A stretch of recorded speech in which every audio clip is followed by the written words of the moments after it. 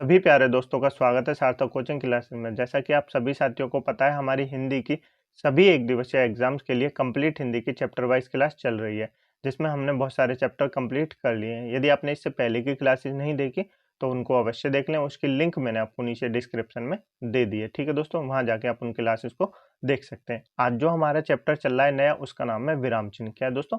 विराम चिन्ह। तो आज हम पढ़ेंगे विराम चिन्ह के बारे में। ठीक है दोस्तों, इस क्लास को शुरू से अंत तक अवश्य देखना, क्योंकि ये क्लास आपके लिए अति महत्वपूर्ण है। विराम चिन्ह से 1 से 2 क्वेश्चन आपके एग्जाम में अवश्य देखने को मिलते हैं। ठीक है दोस्तों, बिना देर के हुए अपनी क्लास स्टार्ट करते हैं। लेकिन उससे पहले जो प्यारे दोस्त नए हैं वो चैनल को सब्सक्राइब कर लेंगे, वीडियो को लाइक कर देंगे, दोस्तों में शेयर कर देंगे। ठीक है दोस्तों, चलिए अपनी क्लास स्टार्ट करते हैं। देखिए दोस्तों, सबसे पहले जान लेते हैं विराम चिन्ह। विराम चिन्ह होते क्या है इसके बारे में। ठीक है दोस्तों, तो विराम चिन्ह की परिभाषा क्या होती है? देखिए दोस्तों, आपको विराम शब्द से ही समझ में आ रहा हो। विराम मतलब क्या होता है दोस्तों? रुकना। क्या होता है? रुकना या ठहरना। क्या होता है? रुकना या ठहरना। तो विराम चिन्ह का अर्थ क्या हो जाएगा? विराम चिन्ह का अर्थ होता है रुकना। लिखित भाषा में प्रयोग किए जाने वाले लिखित चिन्हों को विराम चिन्ह कहते हैं। देखिए दोस्तों, विराम चिन्ह का अर्थ होता है रुकना या ठहरना। जब हम किसी वाक्य का प्रयोग वाक्य में किसी थोड़ी देर के लिए या सब वाक्य को समाप्त करने के लिए किसी चिन्ह का प्रयोग करते हैं तो उनको विराम चिन्ह कहते हैं। क्या कहते हैं? विराम चिन्ह कहते हैं। ठीक है दोस्तों, क्लियर हुआ? बिल्कुल क्लियर हुआ। लेकिन यदि विराम चिन्ह का प्रयोग गलत जगह हो जाता है तो उसका अर्थ भी बदल जाता है। ठीक है दोस्तों, कैसे बदल जाता है? देखिए दोस्तों, आपको नीचे दिखाया गया है। देखिए दोस्तों, पिताजी कह रहे हैं बच्चे से जाओ मत पढ़ो। क्या कह रहे हैं? जाओ मत पढ़ो। यहाँ पे क्या लग रहा है? इसको इंग्लिश में कॉमा कहते हैं। अभी हम आगे चल के आपको बताएंगे इसको क्या कहते हैं। तो पिताजी क्या कह रहे हैं? जाओ मत पढ़ो। लेकिन बच्चा क्या समझ रहा है? बच्चा तो देखिए बहुत खतरनाक है, अपने मन की समझ रहा है। बच्चा समझ रहा है जाओ मत पढ़ो। क्या समझ रहा है? जाओ मत पढ़ो। ऐसा कौन समझ रहा है? बच्चा समझ रहा है। बच्चे पिताजी से कह रहे हैं कि जाओ मत पढ़ो, और बच्चा समझ रहा है जाओ मत पढ़ो। ऐसा बच्चा समझ रहा है। तो देखिए दोनों का अर्थ बदल गया। सिर्फ किससे बदला? कि हमने विराम चिन्ह का जो प्रयोग है वो अलग जगह किया है, तो इससे इसका अर्थ बदल गया। क्लियर हुआ? बिल्कुल क्लियर हो गया होगा। ठीक है दोस्तों, हिंदी में कांता प्रसाद गुरुजी हुए, उनके अनुसार विराम चिन्हों की संख्या 20 है। कितनी है? विराम चिन्हों की संख्या 20 है। आपसे एग्जाम में पूछेगा विराम चिन्हों की संख्या कितनी है, तो आप बताएंगे 20 है। कितनी है? 20 है। ये आप नोट कर लेंगे। देखिए दोस्तों, कांता प्रसाद गुरुजी ने कहा है कि ये सभी जो विराम चिन्ह है ये अंग्रेजी भाषा से लिए गए हैं। कहाँ से लिए गए? अंग्रेजी भाषा से लिए गए। सिर्फ एकमात्र जो विराम चिन्ह है जिसका अर्थ क्या होता है वो अंग्रेजी से नहीं लिखा गया है, जिसका अर्थ है पूर्ण विराम। मतलब जो पूर्ण विराम, देखिए दोस्तों, ये जो लग रहा है ना, ये पूर्ण विराम का चिन्ह है। अंत में आपको दिख रहा है ये पूर्ण विराम का चिन्ह है। ये कहाँ से नहीं लिया गया? ये अंग्रेजी से नहीं लिया गया। तो आपने अंग्रेजी में देखा होगा फुल स्टॉप। अंग्रेजी में तो हम फुल स्टॉप का प्रयोग करते हैं, लेकिन हिंदी में हम किसका प्रयोग करते हैं? हम हिंदी में प्रयोग करते हैं पूर्ण विराम का। किसका करते हैं? पूर्ण विराम का करते हैं। ठीक है दोस्तों, क्लियर हुआ? बिल्कुल क्लियर हो गया होगा। ठीक है दोस्तों, हिंदी में कितने विराम चिन्ह होते हैं? तो आप बताएंगे 20 विराम चिन्ह होते हैं। कहाँ से लिए गए हैं? अंग्रेजी से लिए गए हैं। लेकिन एकमात्र विराम चिन्ह जो कि पूर्ण विराम है वो अंग्रेजी से नहीं लिया गया। ठीक है दोस्तों, चले आगे। चलिए आगे चलते हैं। अब जान लेते हैं दोस्तों विराम चिन्हों के बारे में। ठीक है दोस्तों, मैंने आपको ये तो बता दिया 20 विराम चिन्ह होते हैं। अब कौन कौन से होते हैं, क्या क्या उनका प्रयोग होता है, इसके बारे में बता देता हूँ। ये आप इंपोर्टेंट नोट करेंगे, क्योंकि आपसे जो वाक्य एग्जाम में क्वेश्चन पूछेगा ना, उसमें पाएगा किस वाक्य में सही विराम चिन्ह का प्रयोग नहीं हुआ है। तो आपसे ऐसे भी पूछ सकता है। ठीक है दोस्तों, या आपसे किसी चिन्ह को देके पूछेगा कि इस चिन्ह का नाम क्या है, तो आप ये याद रखेंगे। पहले मैं आपको बता देता हूँ पूर्ण विराम के बारे में। पूर्ण विराम का अर्थ आप जानते हैं, इसको जो कहते हैं इसको पूर्ण विराम कहते हैं। ठीक है दोस्तों, पूर्ण विराम का अर्थ क्या होता है? जो अंत में लगता है। कहाँ लगता है? जो वाक्य के अंत में लगता है उसको पूर्ण विराम कहते हैं। जैसे लड़का का पैर फिसल गया।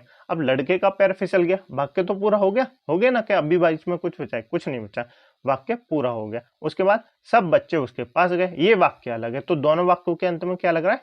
पूर्ण विराम लग रहा है। क्या लग रहा है? पूर्ण विराम लग रहा है। आप ये भी याद रखेंगे, वाक्य के अंत में पूर्ण विराम लगता है, बीच में पूर्ण विराम नहीं लगता। ठीक है दोस्तों, क्लियर हुआ? बिल्कुल क्लियर हो गया होगा। नेक्स्ट है दोस्तों अर्धविराम। अर्धविराम का चिन्ह ये होता है दोस्तों, कौन सा वाला तो होता है? ये वाला अर्धविराम का चिन्ह होता है। देखिए दोस्तों, जब बहुत मतलब कम मात्रा से थोड़ा अधिक और पूर्ण विराम से थोड़ा कम मात्रा में रुकना पड़े तो उसको अर्धविराम कहते हैं। ठीक है दोस्तों, जैसे मैं आपको वाक्य बोल के सुनाऊंगा, आपको क्लियर हो जाएगा। दोस्तों जैसे मैं बोलूं, सूर्य उदय हो गया, चिड़िया चहकने लगी और कमल खिल गए। तो कैसे बोल रहा हूं मैं? सूर्य उदय हो गया, चिड़िया चहकने लगी और कमल खिल गए। तो यहाँ पे जब मैं बोल रहा हूँ तो थोड़ी देर क्या ले रहा हूँ? विराम ले रहा हूँ। क्या लेना? विराम ले रहा हूँ। तो उसको कहते हैं अर्धविराम। क्या कहते हैं? अर्धविराम कहते हैं। क्लियर हुआ? बिल्कुल क्लियर हो गया होगा। नेक्स्ट है दोस्तों, फलों में आम का सर्वश्रेष्ठ फल किसको माना गया? फलों में आम को सर्वश्रेष्ठ फल माना गया। किंतु श्रीनगर में और ही किस्म के फल विशेष रूप से पैदा होते हैं। यहाँ पे मैं बोल रहा हूँ तो क्या कर रहा हूँ, थोड़ी देर रुक रहा हूँ, क्या कर रहा हूँ, थोड़ी देर रुक रहा हूँ। जैसे बोल रहा हूँ ना, फलों में आम को सबसे फल माना गया है, किंतु श्रीनगर में और ही किस्म के फल विशेष रूप से पैदा होते हैं। क्लियर हुआ? बिल्कुल क्लियर हो गया होगा। नेक्स्ट है दोस्तों अल्प विराम। अल्प विराम का अर्थ क्या होता है? अल्प विराम का अर्थ होता है जब अर्ध विराम से कम रुकना पड़े तो उसको अल्प विराम कहते हैं। क्या कहते हैं? अल्प विराम कहते हैं। इसको इंग्लिश में कॉमा कहते हैं। जैसे कि नहीं, मैं नहीं चल सकता हूँ, हाँ तुम जाना चाहो तो चले जाओ। अब मैं यहाँ पे बोल रहा हूँ, कैसे बोल रहा हूँ, नहीं मैं नहीं चल सकता, हाँ तुम जाना चाहो तो चले जाओ। नहीं और हाँ के बाद में जब बोल रहा हूँ तो थोड़ी देर रुकना हो ना, उसको कहते हैं अल्प विराम। क्या कहते हैं? अल्प विराम कहते हैं। ठीक है दोस्तों। उपाधियों के अलगाव के लिए भी अल्प विराम का प्रयोग किया जाता है। उपाधियां कैसे दोस्तों? जैसे आपने एमए की होगी, बीए की होगी, आगे चल के करेंगे तो उनको एक साथ लिखना पड़ता है ना, जैसे बीए एमए ऐसे लिखते हैं ना। तो बीए और एमए को अलग करने के लिए किसका प्रयोग किया जाता है? अल्प विराम का प्रयोग किया जाता है। जैसे यहाँ आपको लिख रहा है बीए, बीए को अलग करने के लिए और एमए को अलग करने के लिए किसका प्रयोग किया गया? अल्प विराम यानी कॉमा का प्रयोग किया गया। ठीक है दोस्तों, क्लियर हुआ? बिल्कुल क्लियर हो गया होगा। नेक्स्ट है दोस्तों समाप्ति सूचक। समाप्ति सूचक मतलब क्या होता है? जब किसी आपने कोई कहानी पढ़ी होगी या क्या आपने कोई रचना पढ़ी होगी तो उसका जब अंत होता है ना, सबसे अंत वाला पार्ट जो आपने देखा होगा उसमें ऐसे लिखा होता है, ऐसे लिखा होता है ना, बिल्कुल लिखा हुआ, इसी को कहते हैं समाप्ति सूचक। ठीक है दोस्तों, आपको इसको इतना इंपॉर्टेंट नहीं रखना, ये एग्जाम में नहीं पूछा जाता। बाकी इन तीनों को आप मोस्ट इंपोर्टेंट बनाएंगे क्योंकि ये एग्जाम में पूछे जाते हैं। ठीक है दोस्तों, इन तीनों को अपनी नोटबुक में लिख लेंगे। मुझे उम्मीद है दोस्तों आपने नोटबुक बना ली होगी, क्योंकि जब तक आप अपने हाथों से नहीं लिखेंगे, मैं तो दोस्तों आपको पीडीएफ प्रोवाइड कर रहा हूँ, लेकिन जब तक आप अपने हाथों से नहीं लिखेंगे ना दोस्तों तो आपको याद नहीं होगा। यदि आप देखो तो अपने हाथों से लिख रहे हैं, पहले आप ये क्लास कर लीजिए, उसके बाद आप इसकी पीडीएफ से लिख लीजिएगा। ठीक है दोस्तों, क्योंकि जब आप अपने हाथों से लिखेंगे ना तो आधी चीजें आपको अपने आप ही याद हो जाएंगी। कोशिश करके देखिए दोस्तों, एक बार आपको अपने आप ना याद हो तो मुझे बताना कि सर आपने कहा था और हमको याद नहीं हुई है। ठीक है दोस्तों, अब जान लेते हैं दोस्तों उपविराम के बारे में। तो उपविराम क्या होता है? उपविराम ये देखिए इसका चिन्ह होता है उपविराम का। जैसे मैं आपको कुछ चीज बताऊं, जैसे मैं बताऊं, जैसे जैसे मैं लिखता हूं ना दोस्तों, आपने देखा होगा जैसे लिखते हैं तो जैसे के आगे ये चिन्ह लगाते हैं ना, इसको कहते हैं उपविराम। क्या कहते हैं? इसको कहते हैं उपविराम। ठीक है दोस्तों, जैसे किसी शीर्षक में, यहाँ देखिए दोस्तों, आपको कोई कहानी पढ़ी होगी बिल्कुल, जिसमें बहुत सारे शीर्षक होते हैं। जैसे यहाँ पे माँ, माँ के बाद क्या लगा हुआ है? अप विराम लिखा हुआ है। क्या लगा हुआ है? उप विराम लगा हुआ है। ममता की मूर्ति है, उसके बाद बताया गया कि माँ के बारे में, माँ ममता की प्रीति मूर्ति है। ठीक है दोस्तों, और एक संवाद में भी आपने देखा होगा, जैसे सुमन कह रही है, सुमन के बाद क्या कह रही है? उसके बाद क्या लग रहा है? उप विराम लग रहा है। क्या लग रहा है? उप विराम लग रहा है। सोमम कह रही है चलिए आपको यमराज से मिलवाऊं, शिवम किसी को यमराज से मिलवा रही है। और इस चिन्ह का क्या नाम है? तो आप बताएंगे अल्प विराम है, अल्प विराम है। और इसका क्या नाम है? उप विराम है। ठीक है दोस्तों, क्लियर हुआ? बिल्कुल क्लियर हो गया होगा। जैसे नीचे देख लीजिए आप, अमित, अमित कह रहे हैं कॉमा क्या लग रहा है? उप विराम लग रहा है, भाई अभी मेरा उनसे बात करने का मन नहीं है। क्लियर हुआ? बिल्कुल क्लियर हो गया होगा। नेक्स्ट है दोस्तों प्रश्नवाचक चिन्ह। प्रश्नवाचक चिन्ह तो सभी को पता होगा, इंग्लिश में इसको क्या कहते हैं? क्वेश्चन वर्ड कहते हैं। क्या कहते हैं? क्वेश्चन वर्ड कहते हैं। ठीक है दोस्तों, प्रश्नवाचक चिन्ह कब आता है?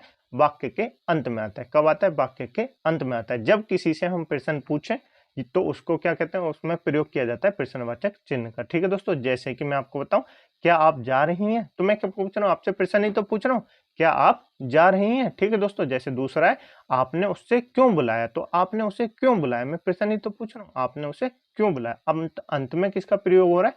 अंत में प्रश्नवाचक चिन्ह का प्रयोग हो रहा है। क्लियर हुआ?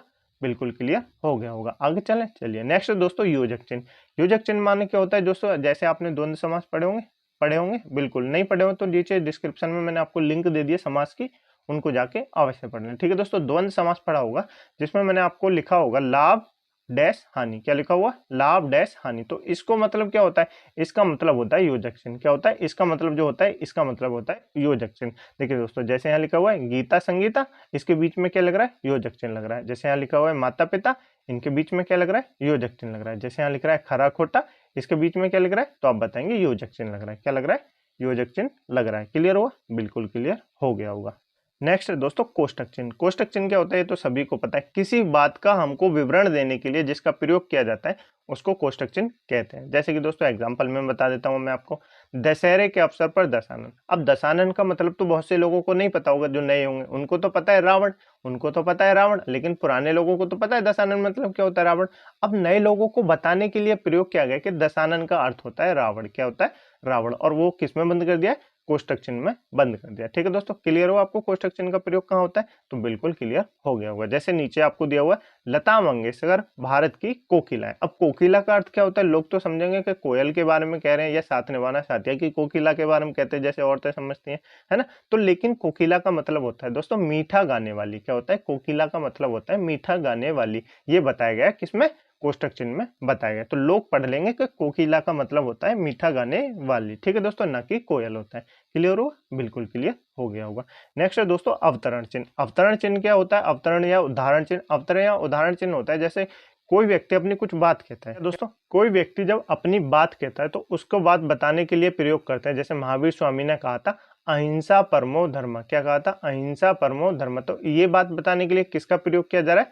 अवतरण या उद्धरण चिन्ह का प्रयोग किया जा रहा है। ठीक है दोस्तों, जैसे नेक्स्ट है गांधी ने कहा था हमेशा सत्य बोलो। तो किसका प्रयोग किया जा रहा है? अवतरण या उद्धरण चिन्ह का प्रयोग किया जा रहा है। क्लियर हुआ? बिल्कुल क्लियर हो गया होगा। आगे चले, चलिए आगे चलते हैं। नेक्स्ट है दोस्तों विश्वव्याधि बोधक चिन्ह। अब विश्वव्याधि बोधक चिन्ह क्या होता है? ये देखिए दोस्तों, पूर्ण विराम तो ऐसा होता है, विश्वव्याधि बोधक चिन्ह ऐसा होता है। कैसा होता है? ऐसा होता है। देखिए ये विश्वव्याधि बोधक चिन्ह का उदाहरण है। ठीक है दोस्तों, चिन्ह है। देखिए दोस्तों, इसका प्रयोग कहाँ होता है मैं आपको बता देता हूँ। इसका प्रयोग होता है जैसे हम किसी को शोक बनाए या किसी को पुकारें या किसी से कुछ कहें, जैसे हे राम, हम ऐसे कह रहे हैं तो क्या करें? हे राम के बाद जिसका प्रयोग होगा उसका नाम है विश्वव्याधि बोधक चिन्ह। ठीक है दोस्तों, जैसे मैं आपसे कहूँ छी छी कितना बुरा लड़का है, तो छी छी के बाद जो प्रयोग होगा उसका अर्थ है विश्वव्याधि बोधक चिन्ह जो प्रयोग होगा। ठीक है दोस्तों, एग्जाम्पल देख लेते हैं। हे राम, हे राम के बाद किसका प्रयोग हो रहा है? विश्वव्याधि बोधक चिन्ह का प्रयोग होता है। यह क्या हो गया? तो ये क्या अंत में किसका प्रयोग हो रहा है?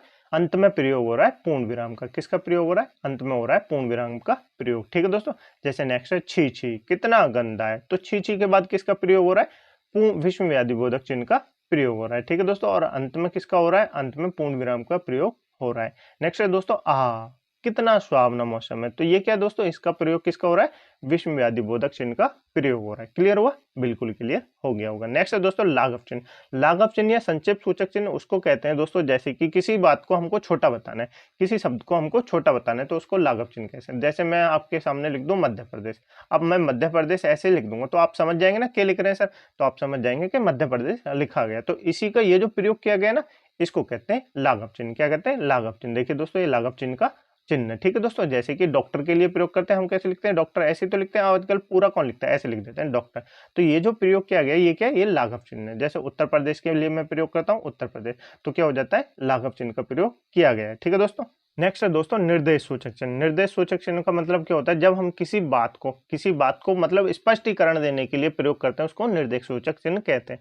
जैसे तुम्हें एक अच्छा नागरिक बनना है, लेकिन कैसे बनना है ये कैसे बताया गया? निर्देशक चिन्ह के बाद बताया गया परिश्रम, लगन और निष्ठा से बनना है। कैसे बनना है? परिश्रम, लगन और निष्ठा से बनना है, ना कि बेईमान और बुकार चोरी करके नहीं बनना। तो कैसे बनना है? तुम्हें एक अच्छा नागरिक बनना है, लेकिन उसके बाद किसका प्रयोग किया गया? निर्देशक सूचक चिन्ह का प्रयोग किया गया कि परिश्रम, लगन और निष्ठा से बनना है। क्लियर हुआ? बिल्कुल क्लियर हो गया होगा। जैसे नीचे किसी व्यक्ति के द्वारा कहे गए कथन को भी अधिकृत करने के लिए हम क्या करते हैं? निर्देशक सूचक चिन्ह का प्रयोग करते हैं। जैसे गांधी ने कहा सत्य अहिंसा से ही देश को आजाद कर सकते हैं। तो ये किसका प्रयोग हो रहा है दोस्तों? ये प्रयोग हो रहा है निर्देशक सूचक चिन्ह का। किसका प्रयोग हो रहा है? निर्देशक सूचक चिन्ह का प्रयोग हो रहा है। क्लियर हुआ? बिल्कुल क्लियर हो गया होगा दोस्तों। नेक्स्ट है विवरण चिन्ह।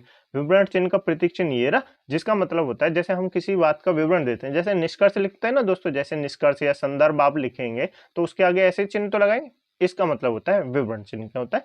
विवरण चिन्ह। ठीक है दोस्तों, जैसे हिमालय से कई नदियां निकलती हैं लेकिन सबसे प्रमुख कौन सी है? गंगा है। कौन सी है? गंगा है। तो गंगा के आगे क्या लग रहा है?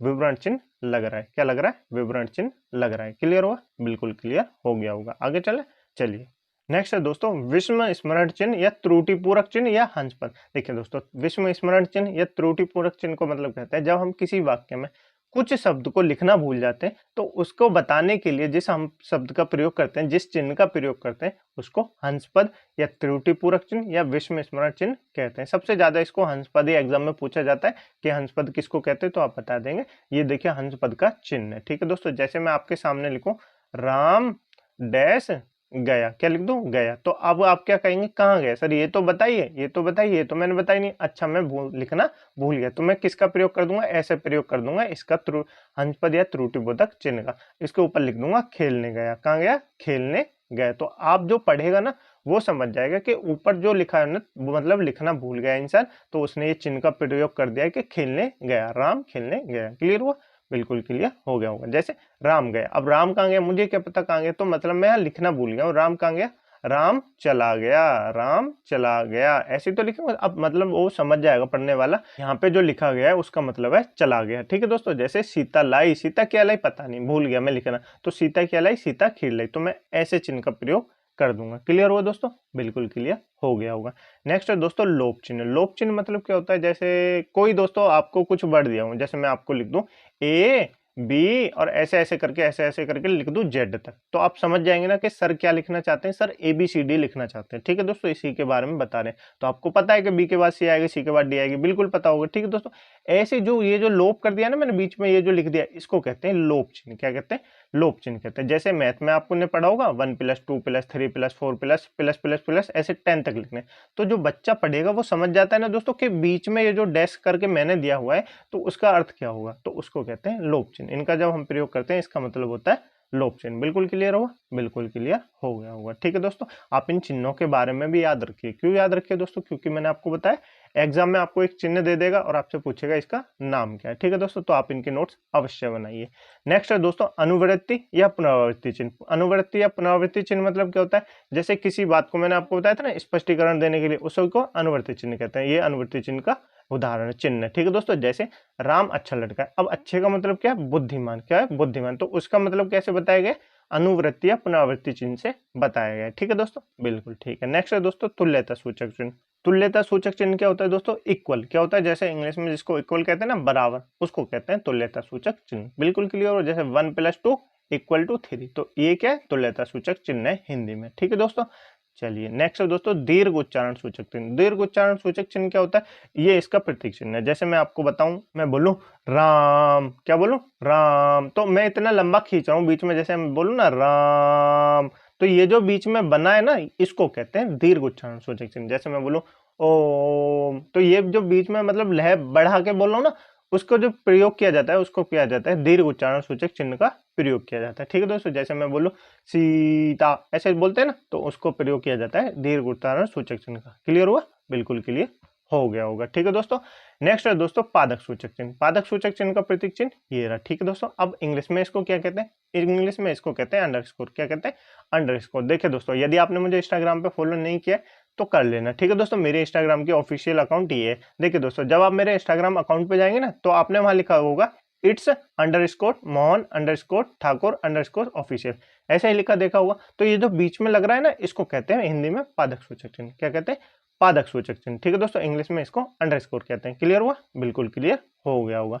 नेक्स्ट है दोस्तों टीका चिन्ह। टीका चिन्ह या तारक चिन्ह मतलब क्या होता है, टीका चिन्ह या तारक चिन्ह मतलब होता है दोस्तों, जैसे हमें किसी शब्द का मतलब बताना है। जैसे दोस्तों आपने बहुत सारी कहानियां पढ़ी होंगी, बिल्कुल पढ़ी होंगी, जैसे उसमें एक शब्द बार बार आता है, कुछ भी शब्द मान लीजिए, जैसे बुरे व्यक्ति आता है, क्या आता है, बुरा व्यक्ति आता है। अब बुरे का मतलब बताने के लिए, अब किसी इंसान को बुरे का मतलब नहीं पता, तो हम स्टार बना देंगे, डॉलर बना देंगे, हैज बना देंगे, और उसका मतलब नीचे लिख देंगे कि जहाँ पे स्टार लिखा हुआ दिख रहा है उसका मतलब होता है, मतलब क्या होता है, बुरा इंसान। क्या होता है? बुरा इंसान उसका मतलब होता है, ये उसका मतलब होता है, ये हम बता देंगे तो इंसान समझ जाएगा। जहाँ पे स्टार बना हुआ है उसका मतलब होता है बुरा इंसान। ठीक है दोस्तों, जैसे मैंने आपको बताया, मैंने आज स्टार कलयुगी बाप देखा। अब ये जो यहाँ पे आपको कलयुगी लिखा देखेगा ना, तो उसका मतलब होता है, क्या होता है, उसका मतलब होता है बुरा बाप। क्या होता है?